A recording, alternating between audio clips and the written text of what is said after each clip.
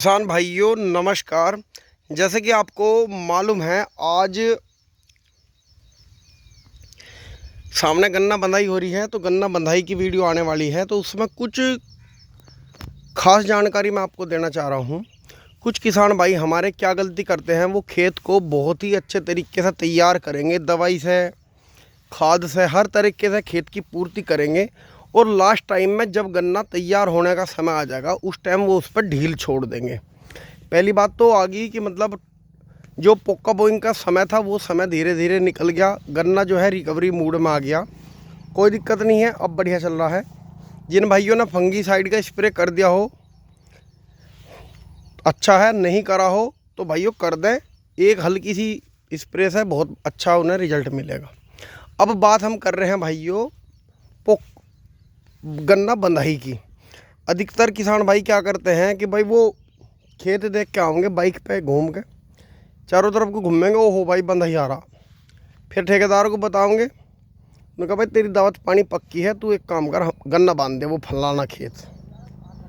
तो भाइयों जब खेत की बंधाई होगी तो कहीं को गन्ना आ जाता है, कहीं को गन्ना नहीं आता।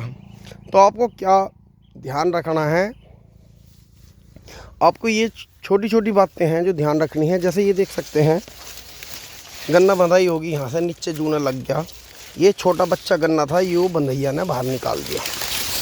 तो आपको इन बातों का, छोटी छोटी बातों का ही ध्यान रखना है कि जब आप गन्ने की बंधाई कर रहे हैं तो जो आपका गन्ना ऊपर निकल गया उसे बिल्कुल निकल जान दें, उसका सिर ना बंधे।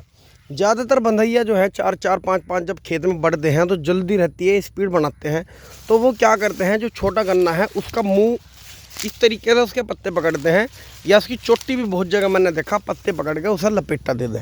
तो पहली बात का आपको ध्यान रखना है कि ये जो जून है, हमारी जो सुंडी होती है नाभि, अपनी नाभि के लेवल से नीचे रखें पहला जून, इसे ऊंचा ना होने दें बिल्कुल। अगर आप ऊंचा करोगे तो बच्चा गन्ना बंधेगा ही बंधेगा। और दूसरा जो है, हम क्या गलती करते हैं, जो पहली बात है मैं दूसरी बार बता रहा हूँ कि जब गन्ने में मिट्टी चढ़ाते हैं तो हम अधिकांश में मिट्टी पे ध्यान नहीं देते बिल्कुल भी। गन्ने की अगर आप जड़ में मिट्टी लगा दोगे तो आपको क्या बेनिफिट मिलेगा, गन्ना गिरेगा कम। अब गन्ना आपका गिरेगा नहीं, बंधाई आपकी प्रॉपर हो जाएगी। ये देखो, जैसे ये हल्का छोटा बच्चा गन्ना है, अगर इसका जूना यहाँ के बजाय ये यहाँ होता तो इस गन्ने को थोड़ा सी राहत रहती। हालांकि ये गन्ना सूख नहीं रहा, चल रहा है धीरे धीरे, लेकिन थोड़ा छोटा होने की वजह से गन्ना कमज़ोर हो जाता है। जैसा और 10 दिन बाद में दूसरा जून हम इसमें लगवाएंगे तो अधिकांश में जो है, अगर मान लो यहाँ भी जूना लगा इससे 1 फुट ऊपर, तो ये इसका गला घुट जाएगा। तो आपको ये छोटी छोटी बातें ही ध्यान में रखनी है। बाकी आप समझदार हैं। और मैं एक वीडियो के माध्यम से एक जानकारी आपको और देना चाहूँगा। जैसा पिछले साल हमने तजुर्बे के तौर पर एक स्प्रे सितंबर माह के लास्ट, मतलब शुरुआत में, अगस्त के लास्ट में और सितंबर के शुरुआत में लगवा दी थी। तो जब हमने लगवाई वो चौथी पीढ़ी आ रही थी टॉप बोरर की, तो किसान भाइयों ने मुझे बहुत ने कहा कि भैया क्यों खर्चा कर रहे हो, क्या ज़रूरत है स्प्रे करने की, आप स्प्रे मत करो। तो भाइयों फिर भी मैंने 2 सेट हमारे पास दवाई के रखे थे, वो हमने लगवा दी। आप यकीन नहीं करने के, दोनों वे जो 2 सेट जितनी ज़मीन में लगे, वो खेत सबसे आखिर तक सबसे बढ़िया गन्ना निकला, ना उसमें टॉप बोरर का कोई निशान बना। बहुत ही निरोगी फसल उस खेत में हमारे में हुई। और जिन भाइयों ने, जैसे हमारे बराबर में सामने भी चक है, बराबर में चक है, उन्होंने मुझे देख के कहा कि भैया आप तो बेमतलब खर्चा कर रहे हैं, कोई ज़रूरत नहीं है, तो उन्हें काफ़ी मोटा नुकसान रहा। अब जैसा आज जो डेट है 25 तारीख है, 25 जुलाई।